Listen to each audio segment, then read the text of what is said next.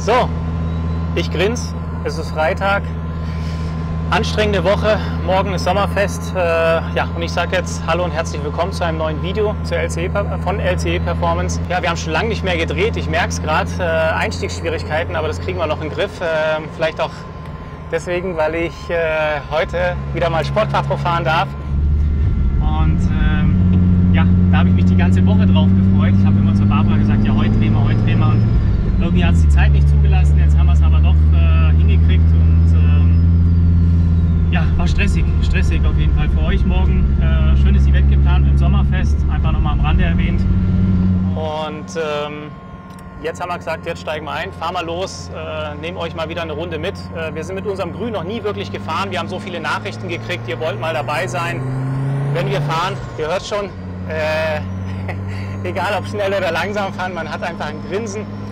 Es ist für mich jedes Mal aufs Neue einfach sowas von emotional in dem Auto zu sitzen. Ich habe schon oft gesagt, in Videos, wo wir nicht gefahren sind, aber jetzt ist es halt tatsächlich so, wenn man dann wieder drin sitzt, vielleicht die Leute, die mit Kopfhörer zuhören oder eine gute HiFi-Anlage zu Hause haben, die können das nachvollziehen und hören mit den normalen Lautsprechern. Ich gucke ja meine Videos meistens auch immer mit den normalen PC-Lautsprechern an und da kommt es gar nicht so rüber und vielleicht können wir das auch gar nicht so einfangen mit der Kamera. Aber wir geben uns alle Mühe, weil das ist eigentlich das, warum die Leute dieses Auto kaufen. Das ist einfach diese Emotion, dass man nicht immer schnell fahren muss, man gleitet dahin und man hat einfach dieses leichte Säuseln und hat dann freie Fahrt und gibt ein bisschen Gas und man hört den Lader anspulen. Und dann hört man das natürlich im Gangwechsel. Ne? Ja, da fehlen einem einfach die Worte. Wir fahren jetzt noch ein bisschen warm, gerade raus aus Markdorf, werden hier ein bisschen im Hinterland mit euch unsere Runden drehen und wollen euch einfach mal so ein bisschen auch zum Auto ein paar Themen erzählen, was neu ist, was an dem Auto jetzt verändert wurde, was auch nicht mehr verändert wird an dem Auto, dann nur noch an den neuen Fahrzeugen, die die Kunden von uns bekommen. Und ja, ich hoffe, da bringen wir schöne 20 Minuten zusammen, in denen ihr euren Spaß habt und ich sowieso. Also, dann schalten wir gleich wieder zu. Ich muss erst noch ein bisschen warm fahren. Bis gleich.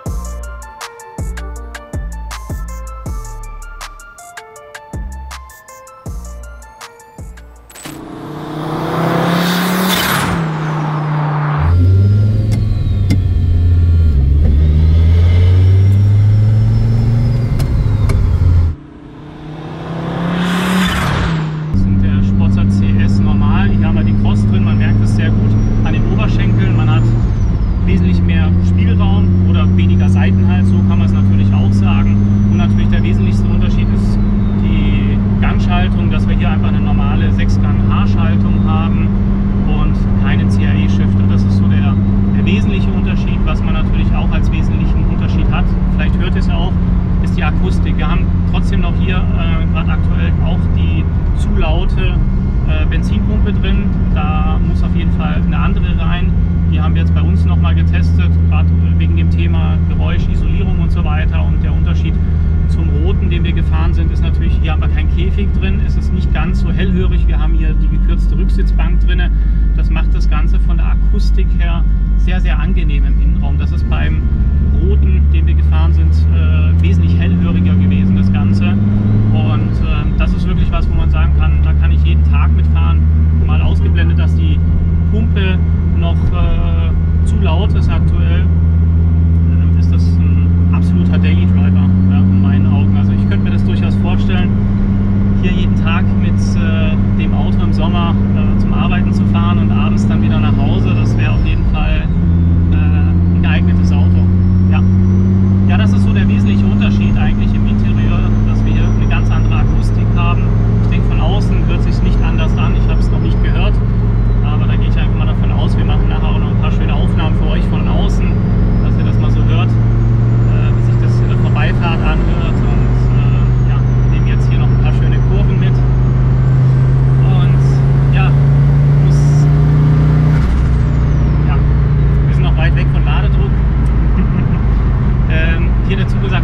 höchste Ausbaustufe.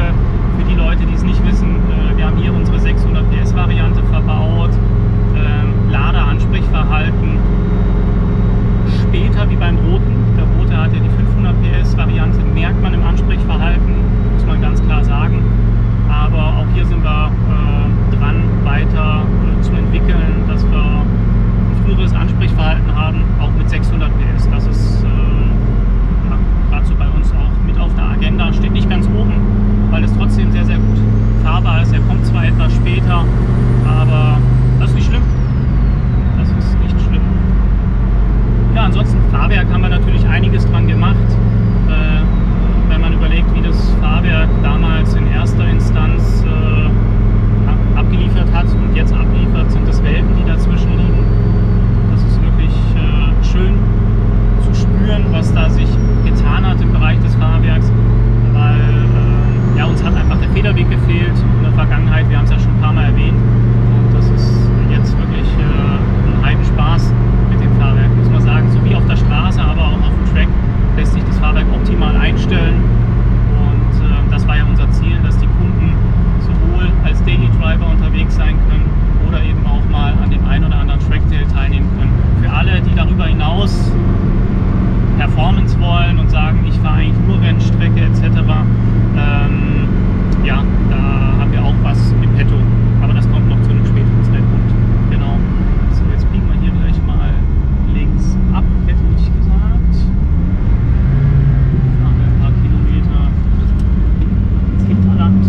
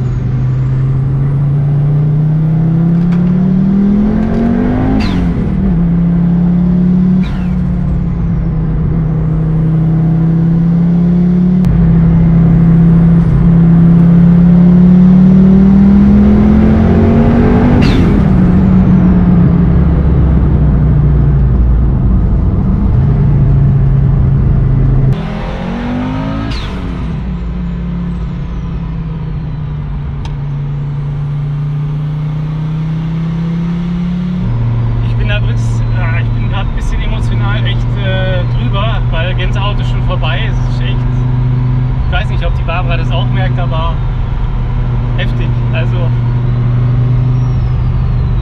manche denken halt, das ist, wie kann man so emotional reagieren, aber das ist unvorstellbar. Ich sag's euch, das ist Hammer. Das ist echt der Hammer.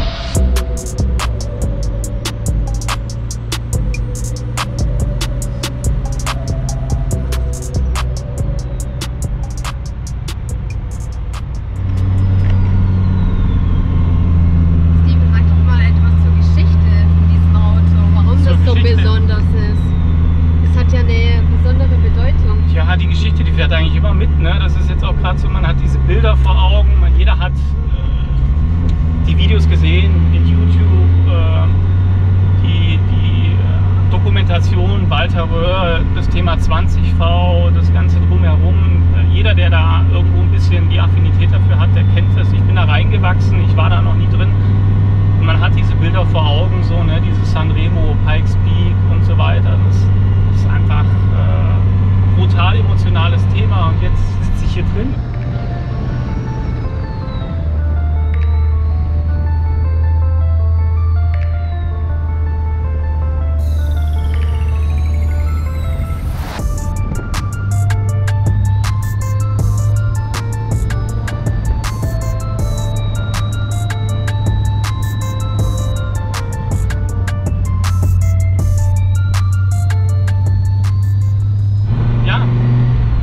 Schöne, dass man eigentlich immer diese Bilder vor Augen hat und jetzt sitzt du selber hinterm Steuer, du fährst mit dem Auto und das Auto macht genau das, was du willst und kriegst diese Kulisse zurück, Ausblick.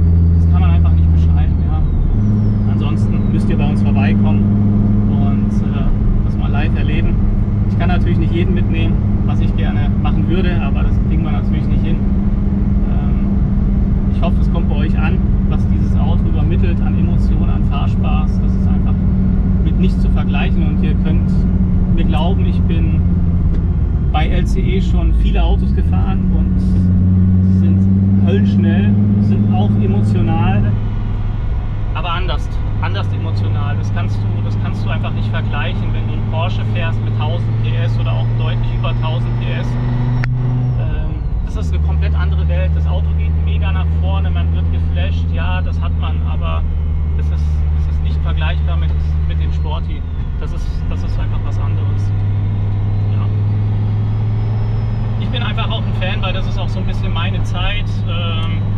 Ich meine, ich bin 1985 geboren. Für die Leute, die es nicht wissen, das ist eigentlich, sag ich mal, noch ein bisschen weg von mir gewesen. Aber ich habe auch mit einem alten Zweier-Golf das Autofahren gelernt und habe da einen G40 gehabt und so. Die Leute, die es verfolgen, werden es wissen. Da hat man mal damals mit dem Daniel Berger drüber gesprochen. Und das sind auch so Sachen, da erinnert man sich gerne dran zurück und das vermittelt einfach so ein gewisses Feeling. Ja, ich lenke jetzt und es ist nicht sofort da, wie wenn ich jetzt einen 992 Turbo S fahre, der auf jedes Millimeterchen Lenkbewegung reagiert. Das haben wir hier nicht und das macht einfach das Auto auch aus. Ja, ich kriege hier Feedback von der Straße, vom Lenkrad und ja, das ist einfach das Gesamtpaket. Das Gesamtpackage macht das einfach aus.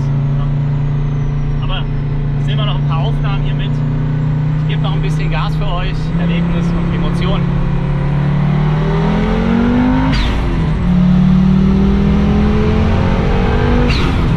Ein schönes Auto, schöne Landschaft, mega geil. Ach, da hat man nach einer stressigen Woche, wirklich heute Freitag, stressige Woche, einfach trotzdem Grinsen im Gesicht. Ach, schon 10-mal gesagt. Egal.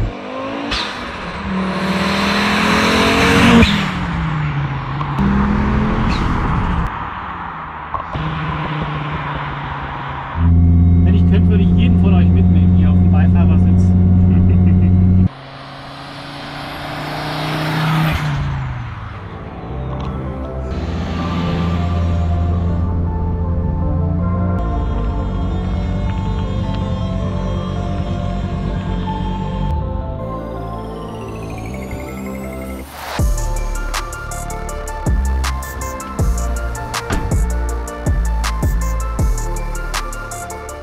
Jetzt haben wir einen kleinen Zwischenstopp eingelegt. Wir sind hier auf dem Höchsten. Die aus der Region vom Bodensee sind, die werden das kennen.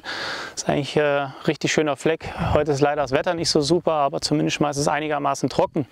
Da haben wir gesagt, nutzen wir mal die schöne Location und nehmen euch noch mal einmal mit rund ums Auto. Wir haben immer wieder Fragen zu unserem Sport Quattro und da will ich auch gerne mal Bezug zu nehmen, dass diese Fragen nicht unbeantwortet bleiben. Wir versuchen natürlich über unsere Marketingabteilung alle Fragen, die gestellt werden, zu beantworten, schriftlich. Aber manche Fragen haben wir auch bewusst offen gelassen, weil wir gesagt haben, wir wollen da einfach euch mitnehmen, dass ihr Bescheid wisst, wieso, weshalb, warum wir was tun oder auch nicht tun. Eine Frage, die immer wieder aufkam: Warum habt ihr euren roten nicht mehr? Warum habt ihr jetzt einen grünen und so weiter? Die Insider wissen, wir haben damals, Gott hab ihn selig, haben wir dem Ken Block unseren roten ja verkauft gehabt, das wisst ihr.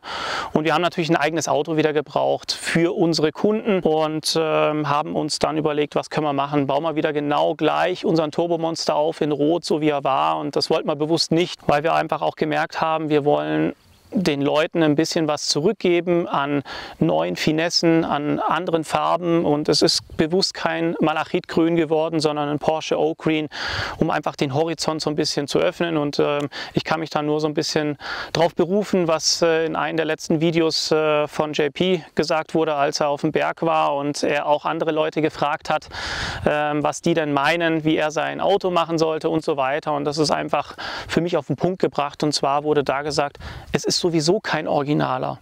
Warum muss ich ihn dann original aufbauen? Warum muss ich eine Originalfarbe nehmen? Muss ich nicht. Und das ist eigentlich genau das auf den Punkt gebracht. Ja, das ist so facettenreich und wir eröffnen so viele Türchen für den Kunden, dass wir sagen, eigentlich freuen wir uns, wenn er auch eine andere Farbe nimmt. Ja, es muss nicht immer rot sein, es muss nicht immer das Weiß sein, das Grün sein. Es gibt so viele tolle andere Farben, und ja, deswegen ist unserer Porsche Oak Green geworden. Aber nun zum Auto. Warum haben wir das Auto gebaut? Einmal für unsere Kunden natürlich und einmal für die Thematik, dass wir alles mit TÜV anbieten. Ja, wir haben unsere 400, 500 und 600 PS Variante mit TÜV von Anfang bis Ende. Wir haben Abgasgutachten, wir haben Geräuschgutachten, wir haben alles. Ne? Unsere Felgen haben Gutachten, also da ist wirklich alles von A bis Z erledigt. Und da braucht man natürlich ein Auto dafür. Und das war dieses Auto. Und wir haben euch ja auch in den letzten Videos schon mal gesagt, was dieses Auto schon mitgemacht hat. Dass wir hier 3000 Kilometer auf der Nordschleife waren in 6 Tagen und haben das mit Bravour absolviert.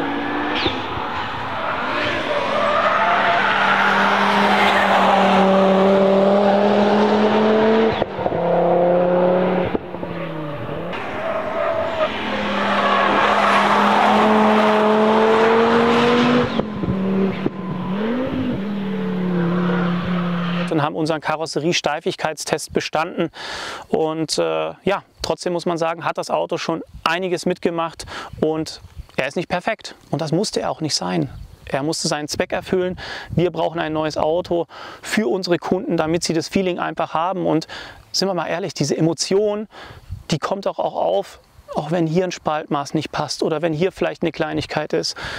Das ist bei dem Auto nicht wichtig. Die Autos, die wir unseren Kunden ausliefern, sind wirklich nahezu 99% neu. Ja?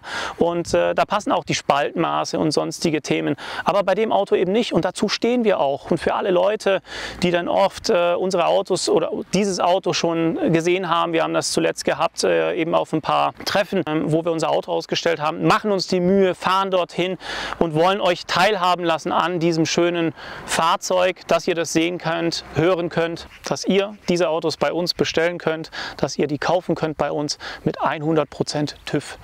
Wenn wir das Ganze zeitgemäß haben, dann können wir das heute sogar auch noch mit H-Kennzeichen anbieten. Das wird natürlich von den meisten mitgenommen und ja, die ganzen Gutachten haben sich nicht von alleine gemacht. Wir haben ein Auto gebraucht und deswegen haben wir diesen gebaut. Mich macht es mega stolz zu sehen, wie dieses Auto entstanden ist und was das Auto schon alles mitgemacht hat und immer noch läuft und läuft und läuft. Und wie gesagt, diese 3000 Kilometer Nordschleife, jeder, der das mal gemacht hat, gibt es ja einige Tuner und auch Hersteller, die da schon rang- und klanglos wieder packen mussten, weil sie die 3000 Kilometer nicht ansatzweise geschafft haben. Wir sind tatsächlich durchgefahren, bis auf das eine Thema, dass uns bei 2700, 2800 Kilometer der Krümmer gerissen ist aufgrund von Thermik und natürlich Belastung, Turbolader, Wastegate drauf, Hebelwirkung auf der Nordschleife. Das war absolut akzeptabel und verkraftbar und hat mit der Karosseriesteifigkeit ja nichts zu tun gehabt. Von dem her war das in Ordnung, das haben wir ja damals gefixt. Und ansonsten läuft das Auto wie am ersten Tag. Und das ist einfach schön und das macht mich stolz und soll euch zeigen, wie zuverlässig dieses Fahrzeug ist und die Fahrzeuge, die wir bauen. Qualitätstechnisch, ich habe es angesprochen, ist es so ein Thema, wo die Leute sich oftmals dran aufgehangen haben bei den letzten Events, wo wir waren. Und wir waren in Polen, wir waren auf diversen Ausstellungen in Deutschland unterwegs, etc. etc. Und ihr habt es wahrscheinlich auch mitgekriegt dann über unsere Social-Media-Kanäle, wo wir überall waren. Das machen wir ja nicht, weil uns langweilig ist, sondern wir wollen euch teilhaben lassen an diesem tollen Fahrzeug, an unsere Fahrzeuge und ja, wollen euch damit einfach auch ein Grinsen ins Gesicht zaubern. Und ich denke, das können wir in den meisten Fällen. Aber es gibt auch ein paar Leute da draußen, die da ein bisschen anders gepolt sind, sage ich mal, ne? Um es nett auszudrücken. Die suchen dann und natürlich, wenn man hier sucht, man findet und man muss auch nicht lange suchen, aber das ist auch nicht schlimm. Das Auto hat schon einiges geleistet und das mit Bravour und wir haben nichts künstlich verschönt. Es war ungefähr 50 Mal die Haube demontiert, 50 Mal die Türe ausgebaut, die Heckklappe war weg und so weiter, weil wir immer wieder weiterentwickeln. Es kommen neue Teile dazu, die werden getestet, ausprobiert und so weiter und so fort. Und deswegen, das Auto ist kein Show-and-Shine-Fahrzeug. Ja, wir haben es auf der Essen Motor Show gehabt und haben es direkt nach unseren 3000 Kilometern auf der Nordschleife und 1000 Kilometer Schlechtwege-Prüfung, die wir absolviert haben, sauber gemacht und haben es dort hingestellt. Und wir haben nichts verschönt und seitdem auch nichts weiterhin verschönt seit der Zeit. Jetzt sind wir im Juli. In den 7 Monaten haben wir eigentlich nichts gemacht wie weitere Tests und Entwicklungen und wieder zig Sachen ein- und ausgebaut. Und da ergeben sich einfach Verschleißspuren. Das ist einfach so. Und ehrlich gesagt, wer sich daran aufhängt, dass hier ein Spaltmaß ein bisschen und da ein bisschen, ist in Ordnung, aber das Auto soll ja auch nicht das suggerieren und zeigen, sondern wir bauen Autos für die Kunden, die perfekt sind, und dieses Auto muss einfach abliefern. Ja? Und dadurch, dass wir wirklich alle Tests bestanden haben, müssen wir uns, glaube ich, nicht darüber unterhalten, ob das Auto gut gebaut ist oder schlecht gebaut ist. Ich denke, das haben andere entschieden. Und dennoch gibt es ein paar kleine Makel, wo ich gerne drauf eingehe, die immer wieder mal erwähnt werden in den Kommentaren. Und da kommt jetzt der Punkt, der ist nur für euch. Also, wir hatten das Thema Tankdeckel. Der Tankdeckel schließt nicht richtig. Natürlich hat er nicht richtig geschlossen, weil wir dieses Auto beim TÜV hatten. Die haben ihre Prüfungen durchgeführt und haben den Tankdeckel beschädigt. Sie haben ihn sogar rausgerissen. Ja? Wir können uns gerne mal das anschauen auf der Innenseite. Wir müssen hier nichts verkünsteln. Schaut mal, wir haben das jetzt hier wieder glatt gemacht, haben das wieder reingeklebt und hatten gesagt, wir lassen es einfach so, wie es ist. Das Auto wird irgendwann mal wieder einen Feinanstrich kriegen, dann wird es erledigt. Aber seht ihr, es schließt wieder sauber ab. Wir haben hier eine Nacharbeit geleistet. Ihr seid ja unsere Fans, aber es gibt ein paar, die sich da eben dran gegangen haben. Der Tankdeckel schließt ja nicht richtig, ja, und der steht ab. Das hat er, richtig. Ist es schlimm? Nein, sind wir mal ehrlich. Die Emotion bleibt und das ist unser Auto, das ist kein Auto, was in Kundenhand landet, und von dem her ist es auch gut so. Ja? Und wenn wir das Auto irgendwann verkaufen wollen, Barbara macht irgendwelche schönen Zeichen. Habe ich was im Haar? Nein, aber das hatte ja einen Zweck. Wir haben ja noch ein paar Themchen, auf die wir eingehen. Es hat ja einen schönen Zweck, dass das Auto beschädigt wurde, denn es darf ja auf die Straße. Es lebt, es lebt. So wie ich meine Falten auf der Stirn habe, darf auch dieses Auto das ein oder andere Makel haben. Das gehört zum Leben dazu. Und wenn wir das Auto irgendwann verkaufen sollten, werden wir natürlich alles in Ordnung bringen für die Leute da draußen, die sich an diesem oder jenen aufhängen. Das nächste Thema, was aufkam: euer Dach, eine Katastrophe. Ja, das wirft Falten und Wellen und weiß ich was da alles. Nehmen wir gerne mit auf, könnt ihr euch anschauen. Warum das Ganze? Nehme ich gern Bezug zu. Ja? Wir haben hier Dachversteifungen. Die Barbara wird hierzu noch ein paar Einblender bringen von Karosserien, die wir aktuell in der Fertigung haben, die noch nicht beim Sattler waren. Das ist immer ganz wichtig, weil natürlich unser Himmel frei gespannt wird im Fahrzeug. Das heißt, wir können das nicht einfach als Teil zum Sattler geben und kriegen hier einen Himmel zurück, den wir reinbauen, so wie es bei den neuen Autos heute ist. Nein, das Auto muss zum Sattler, weil es eben vom Sattler bespannt wird. Bevor der das Ganze bespannen kann, müssen eben diese Versteifungsstreben hier im Dach angebracht werden. Warum ist unser Dach hier eingefallen, etwas an der Stelle? Weil wir nur eine Strebe drin haben, unter uns gesagt. Ja? Jeder weiß, da gehören mehr rein. Ist gut. Heute wissen wir es auch. Damals hat man gesagt, gut, eine reicht wahrscheinlich auch aus. Heute wissen wir es, eine reicht nicht aus und wir bauen einfach 2 ein und sind jetzt sogar an dem ersten Fahrzeug dran, dass wir sogar 3 reinmachen, weil daran hapert es nicht. Das sind 3 Querverstrebungen, die es eben aus Stahl oder aus Carbon gibt. Können wir gleichermaßen machen und werden dann eben im Dach, sag ich mal, im hinteren Bereich, im mittleren Bereich und im vorderen Bereich angebracht und dienen der zusätzlichen Abstützung des Dachs. Hier haben wir nur eine drinne, deswegen ist das Dach eingefallen. Lässt sich beheben, überhaupt gar kein Problem.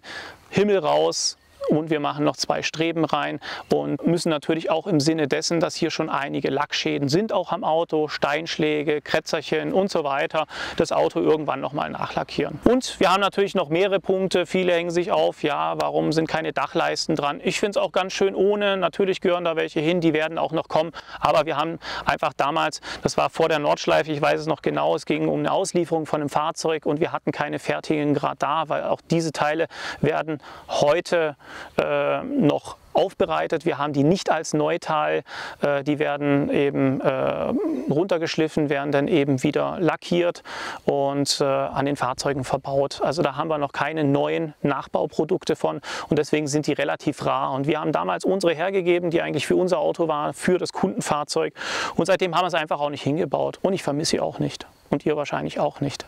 Zumindest mal die Fans unter euch. Ja, genau, das ist so das Thema und da könnten wir eigentlich ringsrum weitermachen und ich will aber gar nicht den Leuten so viel Aufmerksamkeit schenken, die irgendwas immer zu mäkeln und zum Aussetzen haben. Wir wollen uns viel lieber um die Leute kümmern, die uns feiern, die uns mögen und die Freude daran haben, was wir da tun. Das sind so die Themen gewesen, die mir einfach auch nochmal wichtig waren, die mir auf dem Herzen lagen, wo ich gesagt habe, die werde ich heute mal so ein bisschen mit reinpacken ins Video. Und ja, jeder, der noch so ein bisschen zweifelt an dem, was wir tun. Ihr seid alle herzlich eingeladen. Kommt bei uns im Markdorf vorbei. Ihr könnt euch gerne von unseren Fahrzeugen und unserer Qualität überzeugen. Wir haben immer mindestens 4, 5, aktuell glaube ich sogar 6 Autos in der Produktion, wo gerade vom Lackierer kam, wo gerade vom Karosseriebauer kam, wo gerade vom Sattler kam, wo in der Fertigstellung ist, wo gerade beim Polieren im Finish-Bereich ist. Also wir haben in jedem Status eigentlich ein Fahrzeug gerade da, gerade jetzt auch für unser Sommerfest morgen. Und ja, da seid ihr herzlich eingeladen. Jeder, der sich von unserer Qualität überzeugen möchte, von unseren Fahrzeugen, kommt vorbei. Wir haben mit diesem Auto auch viel dazugelernt und lernen immer noch dazu. Ich habe es schon mal in einem Video gesagt, wir haben das ganz klare Ziel, dass wir mit dem Fahrzeugbau mindestens 3 neue Produkte pro Fahrzeug mit auf den Markt bringen. Das heißt, zwischen dem Auto und dem aktuell gebauten Auto liegen schon wieder ungefähr, sage ich jetzt mal, wenn wir 3 Teile hochrechnen, das sind 7 Autos, dann haben wir schon ja eigentlich 21 neue Teile, mindestens mehr. Also es sind immer mindestens 3 Teile pro Fahrzeug, die neu mit einfließen. Und so sind hier eben auch viele Sachen noch nicht dran, die bei den heute gefertigten Fahrzeugen ganz anders aussehen. Ne? Das Dach war direkt ein Thema, Nordschleife, das hat an der Karosseriesteifigkeit keinen Wirkungsgrad gehabt, das ist nicht beschädigt oder irgendwie labiler oder sonst irgendwas dergleichen, aber wir haben direkt nach unserem Auto die doppelte Verstrebung drin und werden jetzt auch auf die Dreifachverstrebung mal gehen. Ob es das braucht, ich glaube nicht, weil wir haben jetzt eben schon genug Autos getestet, auch mit der Doppelverstrebung im Dachbereich und das reicht meiner Meinung nach vollkommen aus. Wir probieren es trotzdem mal mit 3, es ist kein großer Kostenaufwand und dann sind wir alle happy und es funktioniert. Genau. So, was haben wir denn noch Schönes? Steven, wie heißt nochmal die Farbe? Weil mich fragen immer ganz viele bei Social Media. Habe ich vorhin schon gesagt, du hörst mir gar nicht zu beim Filmen. Hast du gesagt? Ich sag's nochmal. Hallo, hier, das da, Porsche Oak Green. Ja? Genau. Also für die, die vorhin auch nicht aufgepasst haben, so wie die Barbara, jetzt wisst ihr es, Porsche Oak Green. Ja, nee, ich bin immer wieder begeistert. Heute wirklich fast ein British Racing Green. Keine Sonne, ein bisschen, ja, einfach nicht so ein helles Licht. Und dann haben wir wirklich ein dunkles, kräftiges Grün. Man sieht fast auch gar nicht das Metallic da drin. Und sobald dann irgendwie eine Sonnenstrahl rauskommt, sieht man dann sofort wieder den Metallic-Lack. Finde ich einfach mega geil. Also mein Favorite nach wie vor. Wir haben ja natürlich auch einige wilde Bestellungen in den letzten Wochen wieder gekriegt, wo man wirklich ein Grinsen im Gesicht hat, weil man sich fragt, alter Schwede, wie soll das Auto nachher aussehen? Aber ich glaube, es gibt keine falsche Farbe bei dem Auto, egal was. Und wenn ich mich nochmal berufen muss auf das Video von Jean-Pierre, wo er auf dem Berg war und der Audi-Mitarbeiter gesagt hat, gelb, hätte ich auch nicht für möglich gehalten, aber ich glaube sogar, ein richtig, richtig knalliges Gelb steht dem Auto gut. Und ja, ich glaube, das Einzige, was wirklich langweilig ist, ist ein Standard-Silber oder so. Aber ich glaube, selbst das sieht gut aus auf dem Auto mit den ganzen Ecken und Kanten. Also wir werden sehen, wir haben auch silberne Bestellungen. Von dem her, macht euch keine Sorgen. Auch euer Auto wird mit Sicherheit sehr, sehr gut aussehen. Und ja, dann haben wir es. Ach, das waren auch öfter schon Kommentare. Unsere Scheibenwischer, die sind zu groß, zu klobig. Ihr habt recht, wir werden auch dahingehend mal was machen. Aber müsst verstehen, das ist natürlich bei uns jetzt nicht unbedingt auf der Prio-Liste. Das ist nachher Detailing, Finish, wo man sagt, da kann man dann irgendwann mal umschwenken auf schönere Scheibenwischer. Habt ihr auf jeden Fall recht. Da gibt es aber noch viele andere Sachen, die wir auch mit einbringen wollen. Und bevor die Scheibenwischer kommen, sage ich euch, kommen die Außenspiegel. Das ist nämlich das größere Übel. Da haben wir einen, der ist verkratzt, der ist kaputt. Aber das ist doch nicht schlimm. Das ist ein Auto, er wird benutzt. Das ist unser Auto. Und wenn ihr euer Auto bei uns abholt, dann ist er wie ein Neuwagen. Versprochen. Also, wir machen uns wieder auf die Fahrt. Fangen noch ein paar Emotionen ein, oder Barbara? Was sagst du? Ja, okay. Also, bis gleich. Ich will es eigentlich nicht wahrhaben, aber die Probefahrt neigt sich langsam dem Ende. Wir haben jetzt, ich weiß es nicht, knapp 7 Uhr, 19 Uhr. Machen uns langsam auf den Rückweg und ja, genießen jetzt hier noch ein bisschen die Ausfahrt, wenn nicht so viele Leute auf unserer Seite wären. Ja, nehmen wir noch ein paar schöne Sequenzen mit. Ich hoffe, euch hat das Video gefallen. Ich konnte so ein bisschen rüberbringen,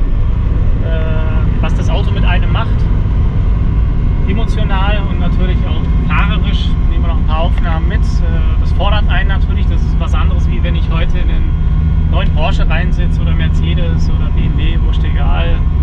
Die Helferchen und blinken und machen und tun. Aber hier ist man noch Herr von allem. Und das ist einfach das Schöne, das liebe ich. Und ja, das gibt einem ein ganz anderes Feeling. Jetzt lassen wir hier noch mal ein bisschen Ladedruck langsam aufbauen. Ja! Das ist schön. So kann ich nicht filmen. Ja. Warte.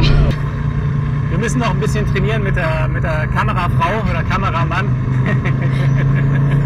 Trotz nassem Wetter.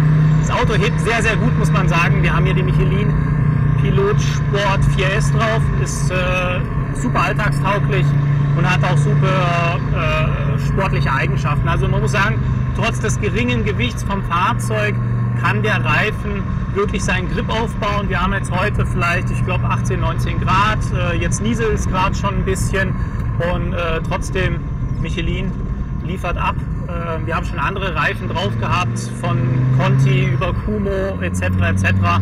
Wenn ihr mich fragt, der richtige Reifen für das Sport Quattro auf der Straße für, ja, sage ich jetzt mal, hobbymäßigen Trackday-Einsatz vollkommen in Ordnung. Ansonsten gibt es da noch jede Menge andere Semislicks. Wir liefern ja auch auf Toyos aus, wenn das einer wünscht. Wir haben nicht so gute Allround-Eigenschaften, was Nassverhalten angeht und so weiter. Klar, ist auch ein Semislick, aber ich finde für mein Einsatzgebiet, dass ich das Auto hauptsächlich im Straßenverkehr bewege, das Ganze zackig und sportlich und vielleicht hin und wieder mal auf einen Trackday gehe und das aber nicht semi-professionell, sondern wirklich hobbymäßig, ist der Michelin Pilot Sport 4S der absolut richtige Reifen, meiner Meinung nach. Ja, was haben wir noch? Thema Tacho. Ja, da sind wir eigentlich fertig mit. Wir haben bei uns noch den alten Tacho drin, braucht man nicht einblenden, Barbara. Ich kann euch nur so viel sagen, neue Tacho funktioniert picobello, mega geil. Wir müssen kurz unterbrechen, hier sind so viele Kurven.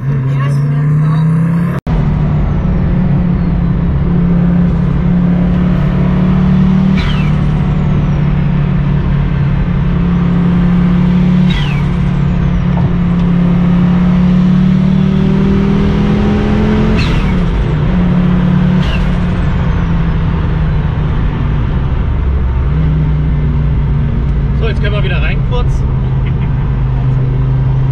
Jetzt kommt nämlich gleich ein Auto, der nimmt uns den ganzen Spaß. Ja, wir hatten es gerade vom Tacho. Zwischendrin gab es mal so ein kurz ein Bedürfnis zum Gas geben. Jetzt sind wieder genug Autos vor uns, wir müssen erstmal wieder Abstand lassen. Ja, Tacho ist mega, mega geil geworden. Da nochmal vielen Dank an unseren Entwickler und an alle, die mitgewirkt haben. Echt super toll geworden, funktioniert prima und das beruhigt mich jetzt auch, dass die Kunden dann wirklich Fahrzeuge mit Tachos ausgeliefert bekommen, die alt aussehen, aber einfach wirklich tadellos funktionieren. Ja, der Langzeittest wird es zeigen, aber bis jetzt müssen wir sagen, sind wir mega, mega happy und wieder ein Haken mehr an einem neuen Teil. Von dem her geht es jetzt weiter. Was haben wir denn noch Schönes? Wir haben das Thema Scheinwerfer noch bei uns oben auf der Agenda. Wir haben das Thema Druckstrebe, wo wir noch was machen wollen, auf der Agenda. Und ja, da kommen einige Sachen. So, jetzt kommen die letzten Kurven. Ich weiß es. Dann ist es alles vorbei.